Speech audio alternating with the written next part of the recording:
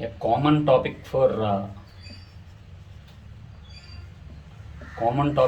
every computer student. So అంటే జనరల్గా ఇప్పుడంతా కూడా బిజినెస్ ఓరియంటెడ్ అంతా కూడా ఆన్లైన్లో జరుగుతుంది. మొత్తం ఎంటైర్ బిజినెస్ అనేది త్రూఅవుట్ మొత్తం ఆన్లైన్లోనే. సో అంటే ఏంటంటే ఒక ఫ్లిప్కార్ట్ తీసుకోండి, లేకపోతే అమెజాన్ తీసుకోండి, లేకపోతే ఈబే తీసుకోండి, ఏం తీసుకున్నా సరే ఎనీ బిజినెస్, ఇది కేవలం ఏదో మన షాపింగ్ బిజినెస్సే కాకుండా సినిమా హాల్స్ కానీ ఏ బిజినెస్ తీసుకున్నా అంతా కూడా బిజినెస్ అంతా కూడా ఆన్లైన్లోనే జరుగుతుంది. సో జనరల్గా ఈ బిజినెస్ ట్రాన్సాక్షన్స్ అన్నీ కూడా, ఇప్పుడు ఫర్ ఎగ్జాంపుల్ మనం మామూలు జనరల్ అనుకోండి, ఏదైనా 10 సిమెంట్ బస్తాలు కానీ మనం కొన్నాము అనుకోండి, లేకపోతే ఒక టన్ను ఐరన్ కానీ కొన్నాము అనుకోండి, అసలు మొత్తం అంతా డేటా అంతా కంప్యూటరైజ్డ్ అవుతుంది. సో ఇదివరకు కంప్యూటరైజర్ లేనప్పుడు ఏం చేసేవారంటే మాన్యువల్ బుక్స్లో రాసుకునేవారు, మనకి బిల్స్ అలా ఇచ్చేవారు. ఇప్పుడు అంతా కూడా ఎవ్రీథింగ్ అంతా కూడా కంప్యూటరైజర్ జరుగుతుంది. సో జనరల్గా ఏంటి అంటే ఆల్ ఆర్గనైజేషన్స్ అంటే మనకి ఆర్గనైజేషన్స్ అంటే ఏంటి, కంపెనీలు, వ్యవస్థలు అన్నీ కూడా all organizations maintains database. So జనరల్గా డేటాబేస్ అంటే ఏంటంటే నార్మల్గా డేటాబేస్ని ఇలా రిప్రజెంట్ చేస్తారు. డేటాబేస్ అంటే ఏంటంటే wear the data is stored. So for example మనం మెమరీ కార్డు కూడా డేటాబేస్ కింద తీసుకోవచ్చు, సీడీని కూడా డేటాబేస్ కింద తీసుకోవచ్చు. మన ల్యాప్టాప్లో కానీ వాటిల్లో కానీ ఉంటుంది హార్డ్ డిస్క్లు. సో వాటిని కూడా మనం డేటాబేస్ కింద తీసుకోవచ్చు. డేటాబేస్ అంటే ఏంటి, wear the data is stored. So data అంటే ఏంటి ఇక్కడ, what is data here? So జనరల్గా డేటా ఏంటి అంటే it is collection of information is called data. Data అంటే ఏంటి, collection of information. So for example ఒక స్టూడెంట్కి ఒక ఇన్ఫర్మేషన్ కావాలి, నేము, సో అతని రోల్ నెంబరు, అలాగే అతని మార్క్స్. ఇది ఒక స్టూడెంట్ది. ఇంకొక స్టూడెంట్ది నేము, రోల్ నెంబరు, మార్క్స్. సో ఇంకొక స్టూడెంట్ది నేము, రోల్ నెంబరు, మార్క్స్. ఇదొక ఇన్ఫర్మేషన్. ఈ ఇన్ఫర్మేషన్ నెంబర్ది ఈ స్టూడెంట్ది, ఈ ఇన్ఫర్మేషన్ నెంబర్ది ఈ స్టూడెంట్ది, ఈ ఇన్ఫర్మేషన్ నెంబర్ది ఈ స్టూడెంట్. అలా collection of information is set to be data. అలాంటి డేటాని ఒక చోట స్టోర్ చేయబడడానికి, అలాంటి డేటాని ఒక చోట మనం స్టోర్ చేస్తే, అలాంటి డేటాని ఒక చోట స్టోర్ చేస్తే దాన్ని డేటాబేస్ అని అంటారు. సో ఇప్పుడు నార్మల్గా మనకి డేటాబేస్లో రకరకాలు ఉంటాయి. సో ఏంటి అంటే డే టు డే ట్రాన్సాక్షన్ చేస్తారు. అంటే డే టు డే ట్రాన్సాక్షన్స్ అంటే ఫర్ ఎగ్జాంపుల్ మనకి టెలికాం ఉందండి, మనం ఎయిర్టెల్ కానీ, ఐడియా కానీ, వడాఫోన్ కానీ, ఇలా మనం సిమ్లు వాడుతున్నాం. మనం డే టు డే ట్రాన్సాక్షన్ చేస్తాం, అంటే కాల్స్ చేస్తాం ప్రతిరోజు. ఫస్ట్ డే కొన్ని కాల్స్, అలాగే మెసేజెస్ కొన్ని కాల్స్, అలాగే బ్యాంక్స్ వాళ్ళు ఉంటారు. సో డే టు డే ప్రతిరోజు మనకి విత్డ్రావల్ జరుగుతూ ఉంటుంది, అలాగే దాంట్లోకి మనకి పే చేస్తూ ఉంటారు. అంటే మనం డబ్బులు తీసుకోవడము, డబ్బులు వేసుకోవడము. సో బ్యాంక్సే కాదు, ఇలా చాలా కంపెనీస్ డైలీ ట్రాన్సాక్షన్స్ ఉంటాయి.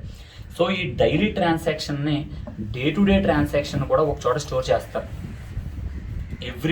ఫర్ ఎగ్జాంపుల్ మొబైల్ షాప్ ఉందరా, మొబైల్ షాప్లో ట్రాన్సాక్షన్స్ కూడా ఒక చోట స్టోర్ చేస్తారు. So day to day transaction యొక్క డేటాని ఒక చోట స్టోర్ చేస్తే, అలా స్టోర్ చేయబడిన డేటాబేస్ని ఏమంటారు అంటే OLTP అంటారు.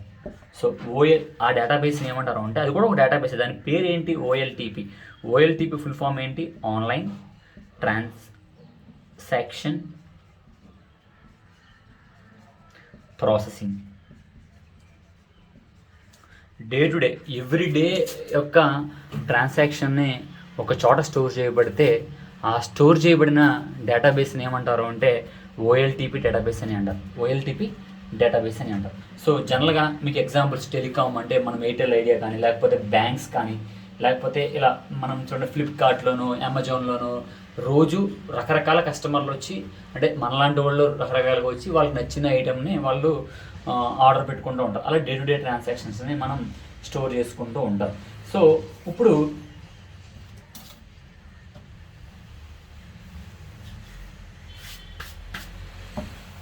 మీకు చెప్తున్నాను, డే టు డే ట్రాన్సాక్షన్స్ అన్నీ కూడా ఒక చోట స్టోర్ చేయబడతాయి అని. డే టు డే ట్రాన్సాక్షన్స్ అన్నీ కూడా ఇలా ఒక చోట స్టోర్ చేయబడుతుంది అని. సో ఎలా స్టోర్ చేస్తాము? సో మనకు ఒకటి ఐడియా రావచ్చు, source. What is the source for storing data? ఎలా ఈ డేటాబేస్లోకి మనం ఎలా స్టోర్ చేస్తాము? By using apps. By using apps. So చూడండి, ఫ్లిప్కార్ట్ అనే యాప్ను ఉపయోగించుకుని మనం ఆర్డర్ అన్నీ పెడతాం. సో ఆ ట్రాన్సాక్షన్ అంతా కూడా ఈ యాప్ ద్వారానే ఈ డేటాబేస్ స్టోర్ అవుతుంది. అలాగే మనకి ఈబే ఉంటుంది. ఈబే అనే యాప్ను ఉపయోగించుకుని మనం బట్టలు కొంటూ ఉంటాం. సో ఈ యాప్ను ఉపయోగించుకుని మన డేటా అంతా కూడా డేటాబేస్లో స్టోర్ అవుతుంది. సో గుర్తుపెట్టుకోండి, ఎప్పుడైనా డేటాబేస్లో డేటా స్టోర్ అవుతుంది అంటే అది ఏ విధంగా స్టోర్ అవుతుంది అంటే by using apps. By using apps, దాన్నే అప్లికేషన్స్ అని అంటారు. యాప్స్ అంటే ఏంటి? అప్లికేషన్స్. సో నెక్స్ట్ ఒకసారి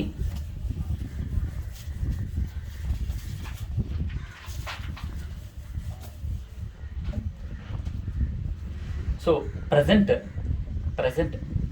నోవేడేస్ ప్రతి company, every company using 2 databases. So ఒక డేటాబేస్ మనకు తెలుసు, డే టు డే ట్రాన్సాక్షన్స్ని స్టోర్ చేయడానికి వాడుతున్నాం. ఆ డేటాబేస్ పేరేంటి?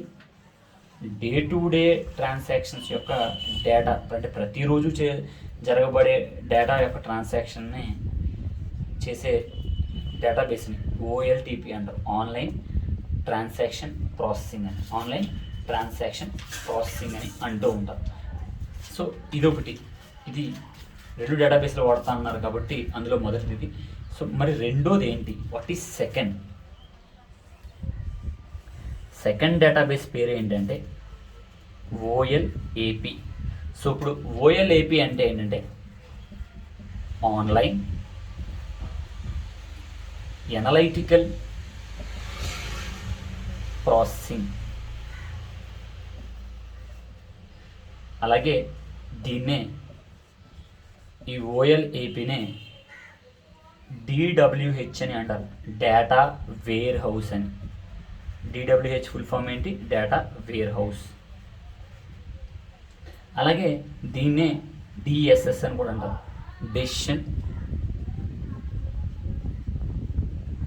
డెసిషన్ సపోర్ట్ సిస్టమ్ అని. Decision support system. సో ఎందుకు sir? Already day to day transaction చేయడానికి ఇలా ఒక డేటాబేస్ ఉంది కదా, మళ్ళీ రెండో డేటాబేస్ ఎందుకు వాడుతున్నారు?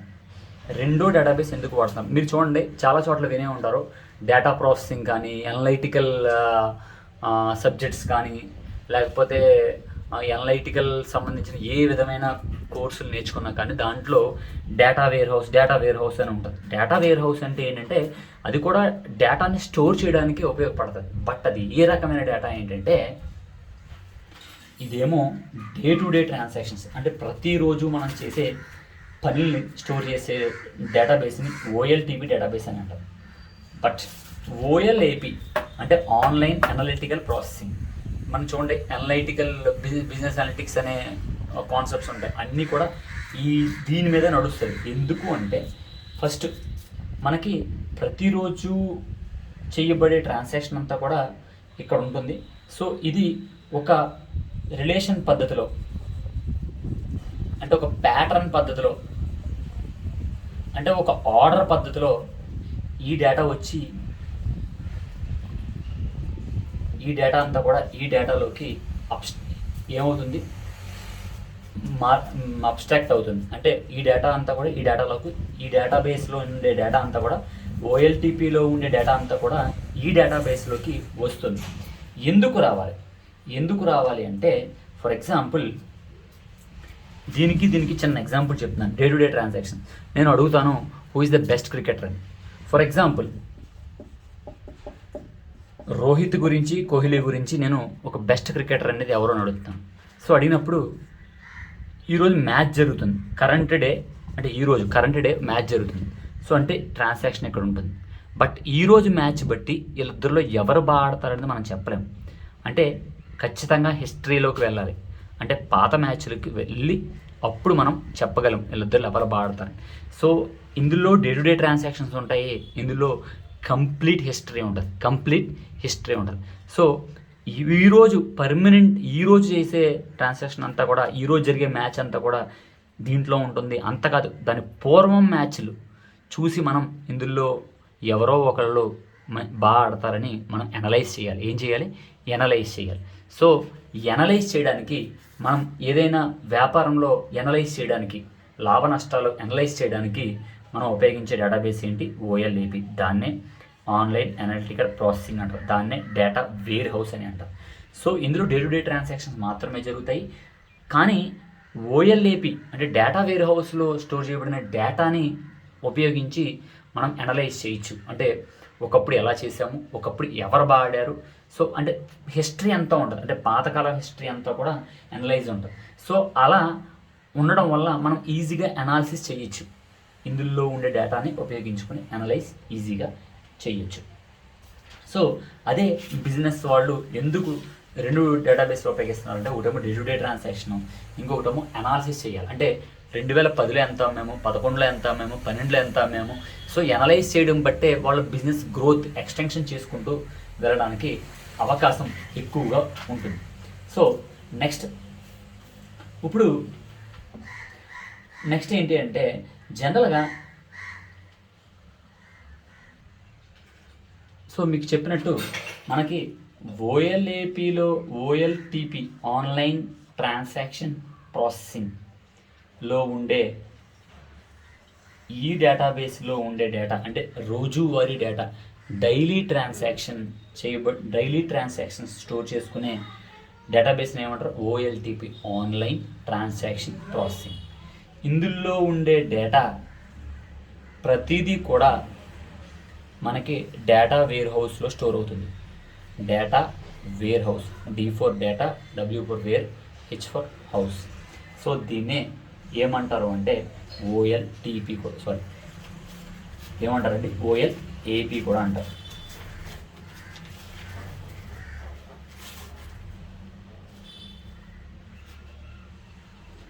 OLAP అలాగే DSS డెసిషన్ సపోర్ట్ సిస్టమ్ అని కూడా అంటూ ఉంటారు. సో డేటా వేర్ హౌస్ అన్న, OLAP అన్న, డెసిషన్ సపోర్ట్ సిస్టమ్ అన్న ఒకటే. What is OLAP? Data warehouse అంటే ఇది. OLAP అంటే ఏంటంటే ఆన్లైన్ అనలిటికల్ ప్రాసెసింగ్. సో ఇందులో ఉండే డేటా ఇందులోకి వస్తుంది.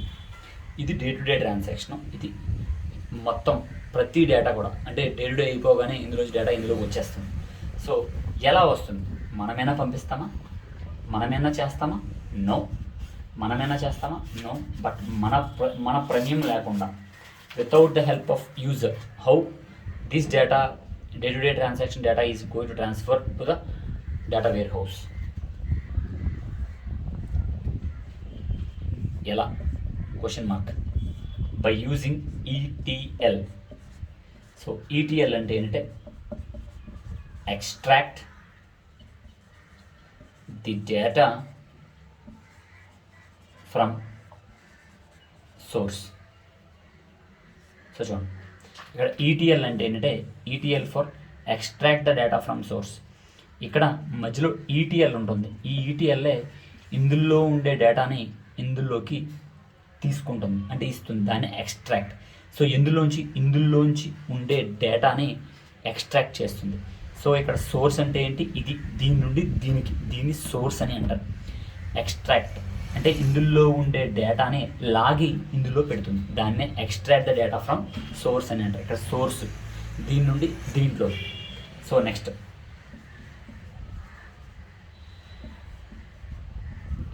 Transform the data. So T for transform, E for extract. Transform the data అంటే ఏంటంటే ఇందులో మనం ఒక ఫార్మెట్లో ఉంటుంది. ఫర్ ఎగ్జాంపుల్ ఇందులో డేట్ ఫార్మెట్ ఇలా ఉంది అనుకోండి, ఇందులో ట్రాన్సాక్షన్ అంతా కూడా ప్రతిరోజు ఇలా జరుగుతుంది. అంటే ఇలాగా 5వ తారీఖు 5వ నెల 2021 ఇలా ట్రాన్సాక్షన్ స్టోర్ అవుతుంది. మనకి ఇందులో వేరే ఫార్మెట్లో ఉంది, వేరే ఫార్మెట్లో డేటా రావాలి. సో ఎలా అంటే సింపుల్గా అక్కర్లేదు, మనకి మంత్ సంవత్సరం సరిపోతుంది. అంటే ఈ నెలలో ఎంత వచ్చింది అనేది మనకు కావాలి. సో ఆటోమేటిక్గా ఏం చేస్తుందంటే ఇలా ఉండే డేట్ని ఇలా మార్చాలి అంటే ఎవరు మారుస్తారంటే ఈటీఎల్ఏ మారుస్తుంది, ట్రాన్స్ఫార్మ్ అవుతుంది. అంటే ఇందులో ఉండే డేటా ఇందులో పంపించడమే కాకుండా ఈ డేటాని ఇందులోకి మనకు నచ్చినట్టుగా డేటాని ట్రాన్స్ఫార్మ్ చేస్తుంది. So the final is L అంటే ఏంటి, ఈటీఎల్లో ఎల్ అంటే ఏంటి, వాట్ ఈస్ ఎల్? ఎల్ అంటే లోడ్ ద డేటా.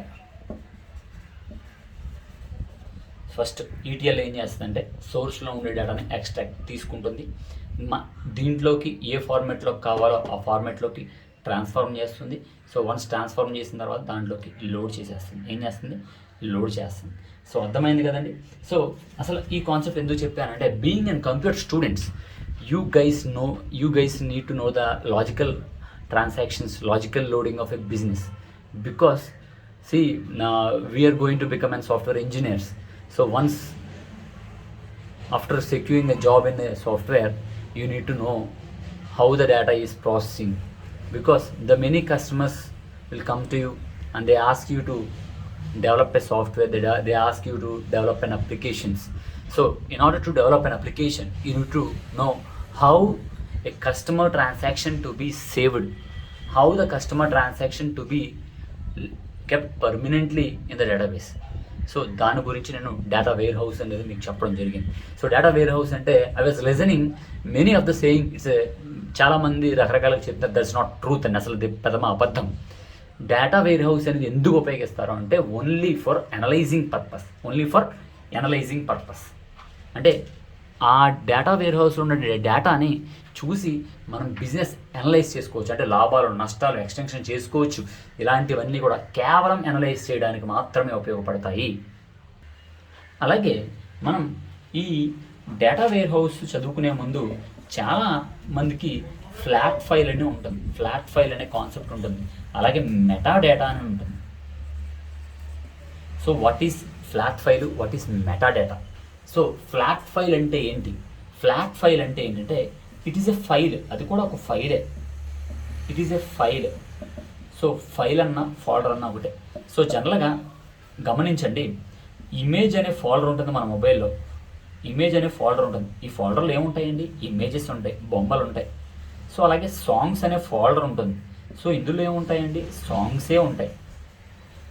సో అలాగా ఫ్లాట్ ఫైల్లో ఏముంటాయి? ఫ్లాట్ ఫైల్లో ఉండే డేటా అంతా కూడా, ఫ్లాట్ ఫైల్లో ఉండే ఇన్ఫర్మేషన్ అంతా కూడా, ఫ్లాట్ ఫైల్లో ఉండే డేటా కానీ ఫ్లాట్ ఫైల్లో ఉండే ఇన్ఫర్మేషన్ కానీ ఏ రకంగా ఉంటుందంటే ప్లెయిన్ టెక్స్ట్ రూపంలో ఉంటుంది. ప్లెయిన్ టెక్స్ట్, నార్మల్ టెక్స్ట్, అంటే రాత పద్ధతులు. అంటే మనం చూడండి, ఫర్ ఎగ్జాంపుల్ నోట్స్ చూసామనుకోండి, నోట్స్లో ప్లెయిన్ టెక్స్టే కదా, అంటే టైపింగ్ చేసి ఉంటుంది. సో టెక్స్ట్ బుక్ చూస్తే టైపింగ్లో ఉంటుంది. సో అలా ప్లెయిన్ టెక్స్ట్ రూపంలో, అంటే గ్రాఫికల్ రూపంలో కానీ పిక్చరల్ రూపంలో కానీ టేబులర్ ఫామ్లో కానీ ఉండదు, మొత్తం అంతా ఇది మ్యాటర్ కింద ఉంటుంది. దాన్ని ప్లెయిన్ టెక్స్ట్ అని అంటారు. A data which is in the plain text form, that file is called flat file. That file is called flat file. So what is metadata? Metadata అంటే ఏంటి? What is metadata? So metadata అంటే data about other data, data about other data. For example ఏదైనా ఒక data, for example నేను రమ్య అనే అమ్మాయి యొక్క రమ్య డేటాని ఉపయోగించుకొని సునీత అనే అమ్మాయి డేటాని నేను డిస్క్రైబ్ చేస్తున్నాను, చెప్పగలుగుతున్నాను. రమ్య డేటాని ఉపయోగించుకుని by using Ramya data I was going to say about the data of Sunita. అంటే ఒక డేటాని ఉపయోగించుకుని వేరే అదర్ డేటాని మనం చెప్పడం అని మెటా డేటా అంటారు. అంటే a data describes other data is called metadata. ఈ ఫ్లాట్ ఫైల్ కానీ మెటా డేటా కానీ ఇవన్నీ కూడా డేటా వేర్ హౌస్లో చాలా ఇంపార్టెంట్ కాన్సెప్ట్స్ అండి. సో ఓకేనా? సో అర్థం కాకపోతే నేర్చుకోండి, but don't try to by heart అండి. See, computer concepts are very logical concepts. If you learn the concept, definitely you can secure a job. If you go for question answers, you will not get a job in computer sector. Okay? Thank you.